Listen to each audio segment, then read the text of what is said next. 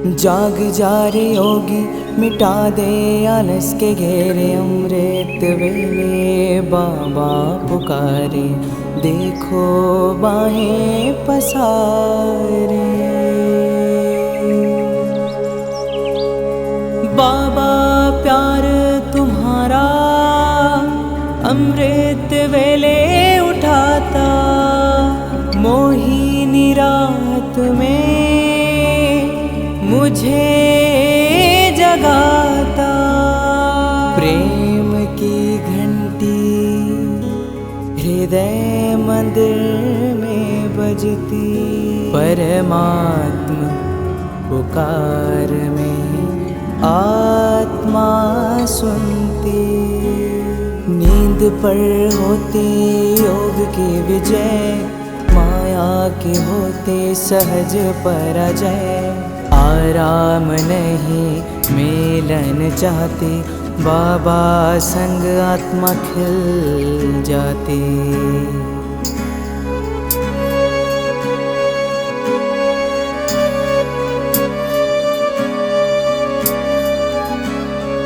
अपने कहा रात को अलविदा, परवाना हुआ क्षमा पे फिदा।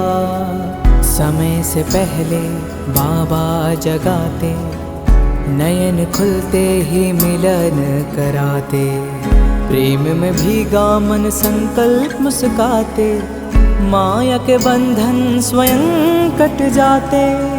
ठंडी गर्मी बारिश अब तप के साथी, मौसम की मार अब ना डराती। सोना अब आराम नहीं माया है, नींद अब अमृत नहीं विष का साया है। कमाई नहीं ये ऊर्जा की चोरी है, सुस्ती की धुन में बजी माया की लुरी है।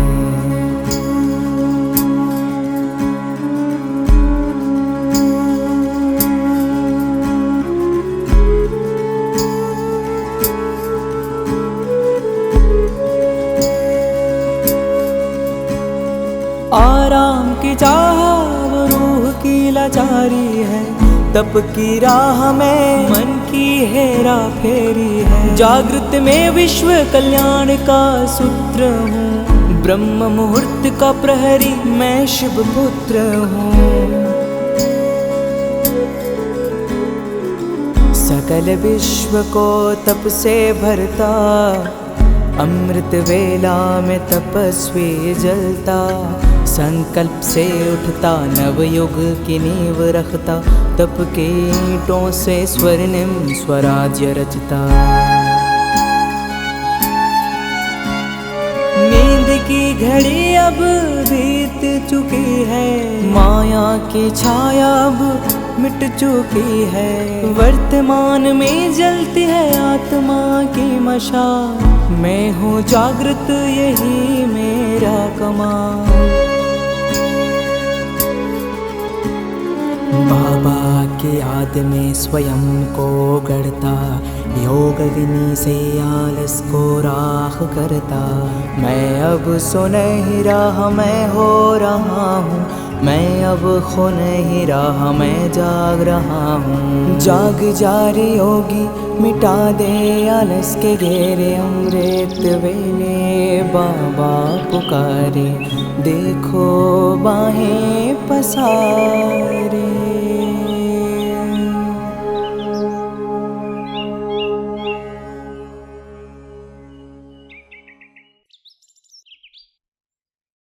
ஓம் சாந்தி. யுக மாற்றத்திற்கான நுழைவாயில் அமிர்த வேலை அப்படிங்கிற 108 நாள் பட்டியினுடைய 60வது நாள் பட்டி கிளாஸ் 19/9/2025. ஓம் சாந்தி. காலம் கடந்து போச்சு, ஆனால் எப்படி போச்சுன்னே தெரில. வாழ்க்கையின் குழப்பத்தில் என்னுடைய வயசு எப்படி போச்சுன்னே தெரில. என் தோள்களில் ஏறி விளையாடிய குழந்தைகள் தோல் மட்டம் வரைக்கும் வளர்ந்து விட்டார்கள் அப்படின்னு தெரியவே இல்லை. வாடகை வீட்டில் துவங்கிய என்னுடைய வாழ்க்கையின் துவக்கம் எப்படி சொந்த வீடு வரைக்கும் வந்ததுன்னு தெரியவே இல்லை. போனதே தெரில. சைக்கிள் பெடல் மிதிக்கும்போது நடுக்கம் இருந்தது, ஆனால் அந்த நிலைமையிலேருந்து நான் காரில் சுற்றுற அளவு வந்தாச்சு. இந்த எப்படி போச்சுன்னே தெரில. நம்மளுடைய பொறுப்பு நம் தாய் தந்தையினுடையதாக இருந்தது. ஆனால் நாம் இன்னொருவருக்கு தாய் தந்தையாகவும் ஆகிவிட்டோம். இப்போ காலம் போனதே தெரில. ஒரு காலம் அப்படி இருந்தது, நம்ம பகல் நேரத்தில் கூட அடிச்சுப்பட்ட மாதிரி தூங்குவோம். ஆனால் இப்போ ராத்திரியினுடைய தூக்கம்லாம் இல்லாமல் போயிடுச்சு. எப்படி போச்சு, இந்த மாதிரி எப்படி ஆச்சு தெரியவே இல்லை. டைம் போனதே தெரில. நமது கருமை நிற கூந்தலை கண்டு பெருமை கொண்ட காலம். ஆனால் அந்த கருமை நிற கூந்தல் இப்பொழுது வெள்ளையாகி போனதே தெரில. தெருவாக அலைந்தோம் வேலை தேடி. ஆனால் ரிட்டையர்மெண்ட் ஆகிறதுக்கான நேரம் வந்துடுச்சு. இப்போது காலம் போனதே தெரில.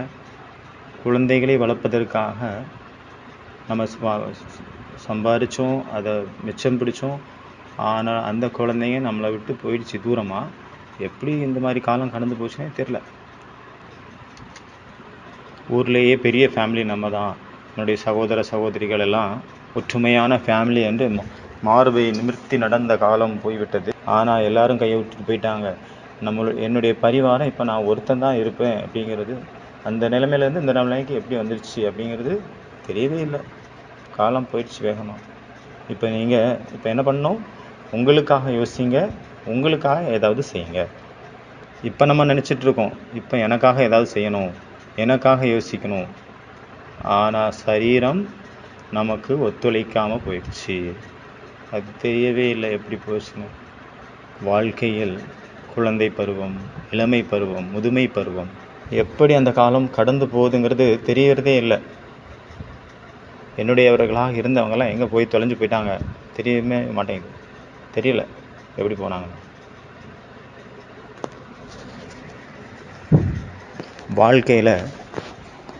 வாழ்க்கையினுடைய அந்த பிஸியாக இருந்ததில் மற்றவங்களுக்காகவே நம்மளுடைய வாழ்க்கையை செலவிட்டு இருந்தோம். மற்றவங்களுக்காக சாப்பாடு செஞ்சோம், மற்றவங்களுக்காக வேலை செஞ்சோம், மற்றவங்களுக்காக சேவை பண்ணோம். ஆனால் உள்ளே என்ன நடந்துகிட்ருக்கு?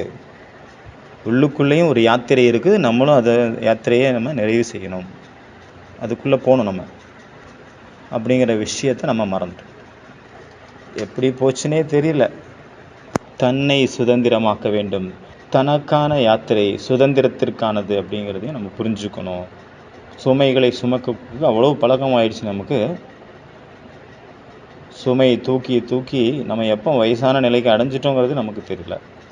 வாழ்க்கையின் ரகசியங்களை புரிந்து கொண்டு நம்மளுடைய முடி கருப்புலேருந்து எப்போ வெள்ளையாகி போச்சு அப்படிங்கிறதே தெரியாமல் போயிடுச்சு. வாழ்க்கையில் போக விகாசத்தில் நம்ம அவ்வளோ மூழ்கி இருந்தோம். தவம் எப்போ செய்யணும் அப்படிங்கிறதும் தெரியல. அவ்வளோ காலம் கடந்து போயிடுச்சு. பிராமணர்களுடைய வயிற்றை தோண்டினீங்க அப்படின்னா அங்கே பல வகையான உணவுகள் கிடைக்கும். ஆனால் பகவானும் உள்ளே இருப்பார். பல வகை பதார்த்தங்களையும் கண்டெடுக்க முடியும், பகவானையும் அங்கே கண்டெடுக்கலாம். வயிற்றை தோண்டி எடுக்கிறது அகழ்வாராய்ச்சி மாதிரி. ஒருத்தர் தன்னுடைய ஃப்ரெண்டுகிட்ட கேட்குறாரு, நான் பாகவதத்தினுடைய பாடம் படிக்கணும்னா அதனால் ஏதாவது ஒரு பண்டிதர்கள் யாராவது இருந்தாங்கன்னா ரொம்ப நல்லாயிருக்கும், பண்டிதர் கிடைச்சாரா நல்லாயிருக்கும். நண்பர் சொல்கிறாரு, நான் அந்த வித்வான், அந்த பாகவதத்தினுடைய பண்டிதரை எனக்கு தெரியும், ஒருத்தர் இருக்கார். ஆனால் அவர் ரொம்ப பிஸியாக இருக்கிறாரு. அவருக்கு ஒரு தோட்டம் இருக்குது. அவருக்கு அவர்கிட்ட 4 கலப்பை இருக்குது. அவர்கிட்ட 4 8 காளமாடு இருக்குது. அதனால் அவர்கிட்ட டைமே கிடையாது. அதுக்கு அவர் சொல்கிறாரு, எனக்கு இந்த மாதிரி ஆள் வேண்டாம். தன்னுடைய தோட்டத்திலேயே இல்லை மாடுகிட்டே இருக்கக்கூடியவங்க எனக்கு தேவையில்லை. அவர் எனக்கு பாகவதம் புரிய வைக்க போகிறாரு?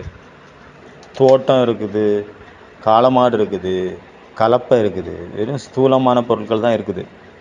ஸ்தூலமான பொருள் கிடையாது. இந்த உலகத்தினுடைய விஷயங்கள்லேயே மூழ்கி இருக்கிறாங்க.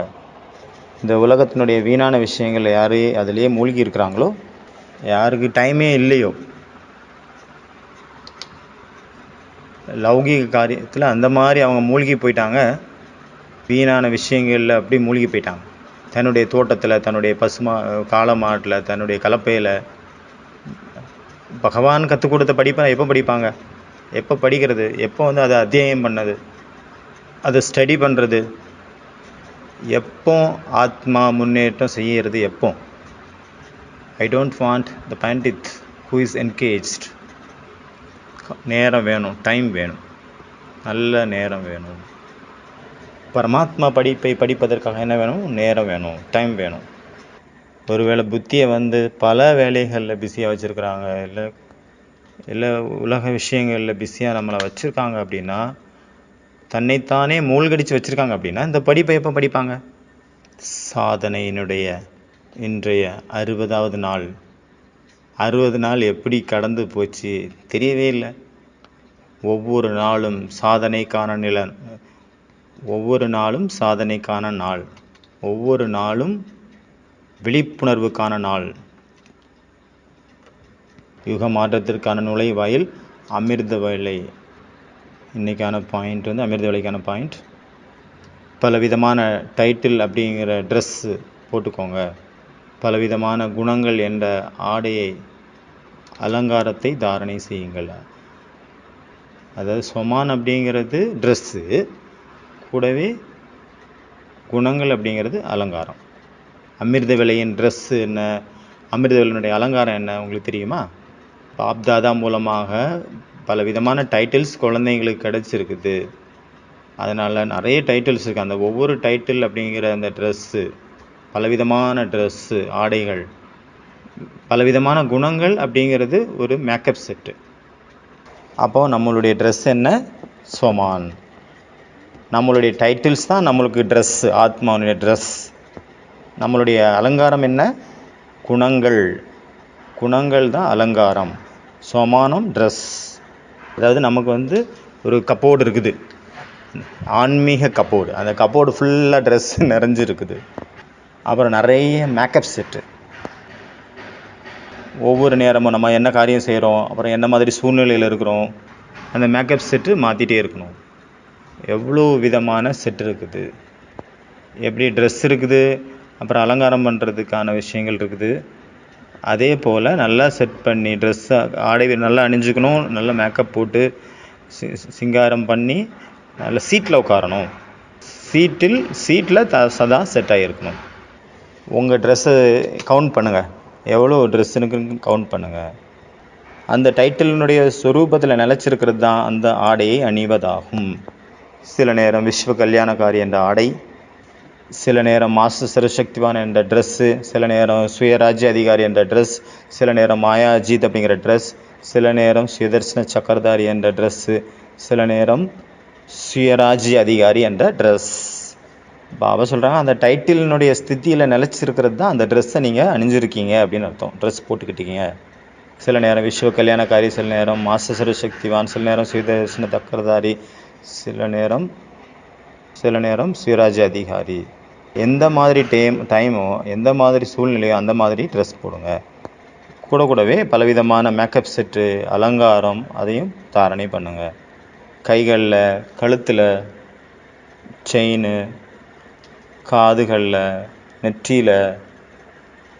நெற்றியில் வந்து இந்த ஸ்மிருதியை தாரணை பண்ணுங்கள். நான் ஆனந்த ஸ்வரூபமான ஆத்மா.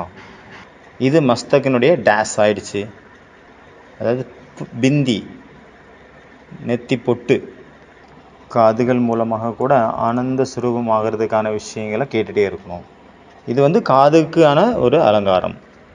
கால்கள் மூலமாக ஆனந்த சுரூபம் ஆவதற்காக, மற்றும் ஆனந்த சுரூபம் மற்றவங்களை ஆக்கிறதுக்கான, தான் ஆகணும், மற்றவங்களையும் ஆக்கிறதுக்கான ஒவ்வொரு அடியும் நம்ம எடுத்து வைக்கிறோம் அப்படின்னா அது காலுக்கான அலங்காரம். அதனால் அமிர்த வேலையிலிருந்து ரொம்ப நல்ல சிரேஷ்டமான அந்த அலங்கார செட்டை வந்து நீங்கள் வச்சு அதை அலங்காரம் பண்ணிக்கோங்க உங்களை நீங்களே. நம்மளுடைய உயர்ந்த டைட்டில் அப்படிங்கிற ட்ரெஸ்ஸை நம்ம போட்டுக்கணும். அப்புறம் நம்ம குணங்கள் அப்படிங்கிற அந்த அலங்கார செட்டை நம்ம அதை அணிஞ்சிக்கணும். எப்படி சத்தியுகத்தில் விஸ்வ மகாராஜா, விஸ்வ மகாராணி, அவங்க ராஜாவனுடைய ட்ரெஸ் இருக்கிறதுக்கு பின்னாடி டேஸ் ட்ரெஸ்ஸை வந்து அவங்க பிடிச்சிட்டு வராங்க. ராஜா ராணி போகிறாங்க அப்படின்னா அவங்க பின்னாடி வந்து டேஸ் கூட்டிகிட்டு போவாங்க அப்படின்னு கேட்குறாங்க. அதே போல் இப்போ மாயாஜித் சங்கமயுக சுயராஜ்ய அதிகாரி அப்படிங்கிற டைட்டில் மாயாஜித் ஸ்வராஜ்ய அதிகாரி அப்படிங்கிற அந்த டைட்டிலில் நம்ம நிலச்சிருக்கும்போது, அந்த ட்ரெஸ்ஸை நம்ம அணிஞ்சிக்கும்போது, இந்த டேஷ் மற்றும் டேஷ் உங்கள் பின்னாடி ட்ரெஸ்ஸை பிடிச்சிப்பாங்க, தூக்கி பிடிப்பாங்க. அதாவது அடிமையாக நம்ம பின்னாடி வருவாங்க. அந்த 2 டேஷ் டேஷ் அது என்னது? 5 தத்துவம், 5 விகாரம். ஒரு பக்கம் 5 விகாரம், ஒரு பக்கம் 5 தத்துவம். விகாரம் நம்மளுடைய அடிமையாகிவிடும். எப்பொழுது? இப்பொழுது. மாயாஜித் அப்படின்னு என்ன அர்த்தம்? விகாரங்களுடைய அம்சம் கூட இருக்கக்கூடாது. பிரகிருதி ஜீத், அதாவது சரீரத்தின் மீது நம்ம வெற்றி அடையணும்.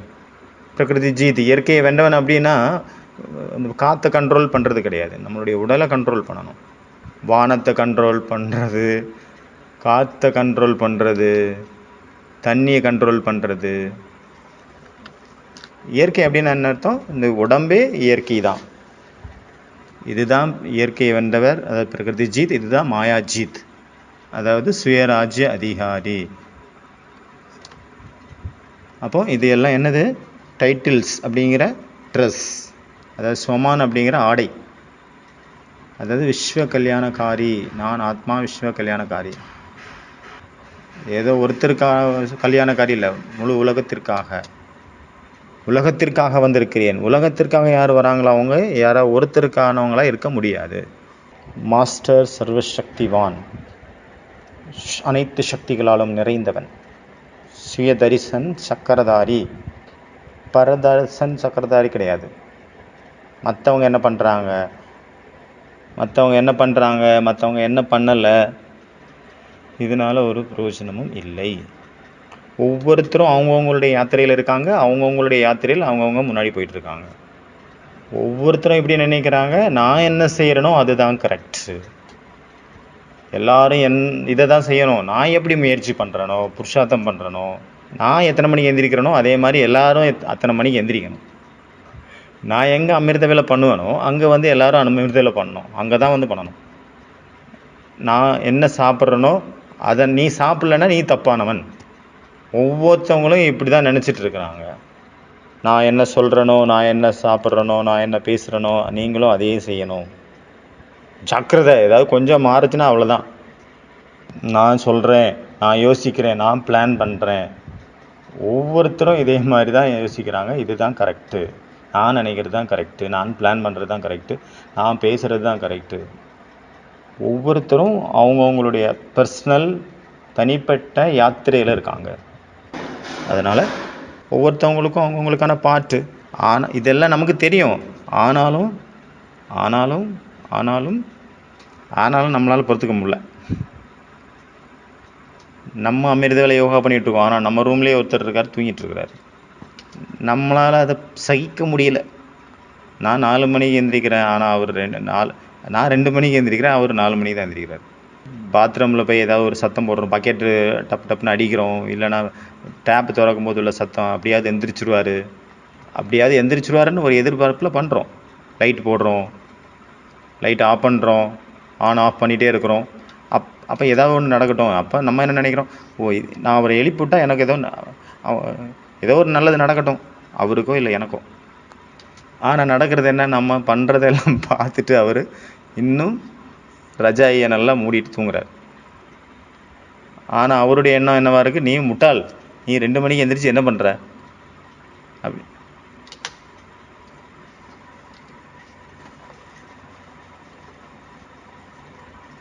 பாபா ரூமில் போய் தூங்கிட்டு தானே இருக்க, அதை விட நாங்கள் எவ்வளவோ பெட்ரு. என்னுடைய தூக்கத்தையாவது நான் ஒழுங்காக தூங்குறேன், நல்லா தூங்குறேன்ல. அப்போ நான் பகல் நேரத்தில் நல்லா அப்போ தான் சேவை பண்ண முடியும். உனக்கு சேவையே இல்லை. 2 மணி நேரம் போயிட்டு அப்படி சுற்றிட்டு அப்படி வந்துடுற.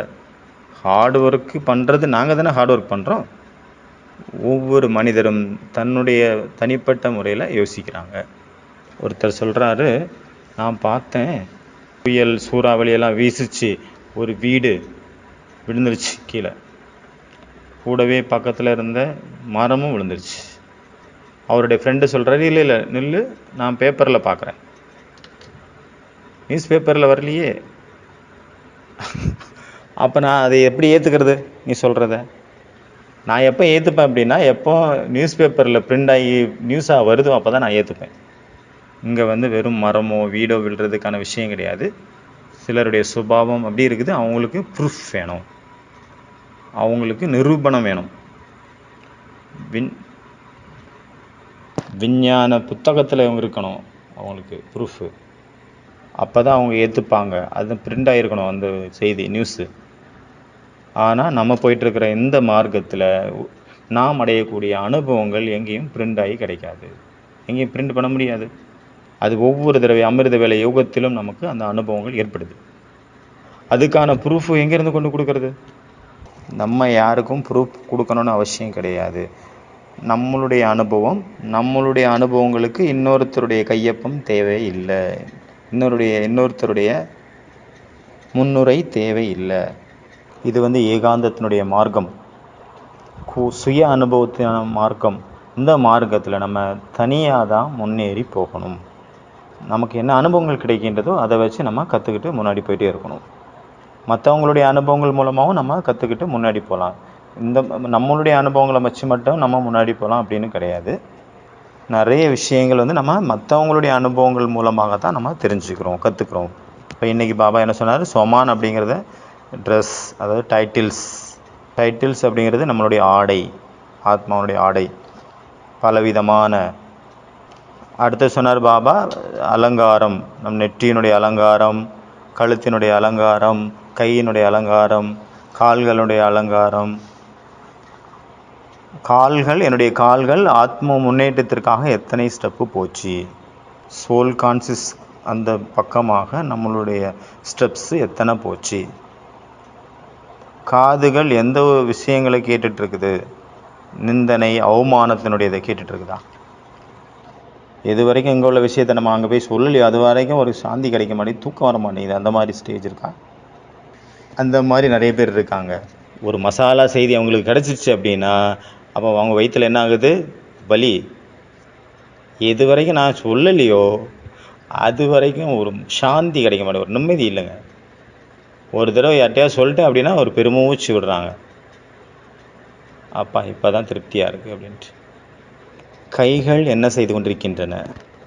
சேவை அப்படிங்கிற கங்கணத்தை கட்டிகிட்டு இருக்காங்களா? கழுத்தில் அப்படின்னா வாய் மூலமாக என்ன வார்த்தைகள் வந்துட்டு இருக்குது? நெற்றியில் என்ன இருக்குது? அப்போ பாபா என்ன சொன்னார்? இதெல்லாம் என்னது? அலங்காரங்கள், ஆத்மானுடைய அலங்காரங்கள். அலங்காரம்னா என்னது? குணங்கள். ஒருவேளை நம்ம அழகாக தெரியணும் அப்படின்னா இந்த அலங்காரங்களெல்லாம் போட்டுக்கணும். சரீரத்தை மறந்துடுங்க. எவ்வளோ நல்ல ஒரு வாக்கியம் இல்லையா? ஒருவேளை நீங்கள் அழகாக ஆகணும் அப்படின்னா உங்கள் சரீரத்தை மறந்துடுங்க. அப்போ நீங்களாகவே தானாகவே ஆட்டோமேட்டிக்காகவே அழகாயிருவீங்க. குணங்களை என்ன பண்ணணும்? ஒருத்தர்கிட்ட வந்து எல்லா குணமும் இருக்கிறதுக்கு வாய்ப்பு இல்லை, இம்பாசிபிள். குணங்கள் வந்து ஒரு யாத்திரை. சிலர்கிட்ட அந்த மாதிரி குணங்கள் இருக்கும். நம்ம எவ்வளோ தான் சர்வகுண சம்பனம் அப்படின்னு நம்ம சொல்லிக்கிட்டாலும் சரி, நினச்சிக்கிட்டாலும் சரி, ஆனால் அந்த மாதிரி அவங்கள்ட்ட இருக்கிற மாதிரியான குணங்கள் நம்மகிட்ட இருக்க கம்மியாக இருக்கும், அந்த அளவு இருக்காது.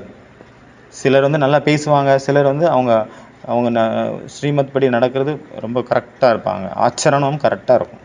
நம்ம என்ன பிக்கப் பண்ணணும்? குணங்களை பிக்கப் பண்ணணும்.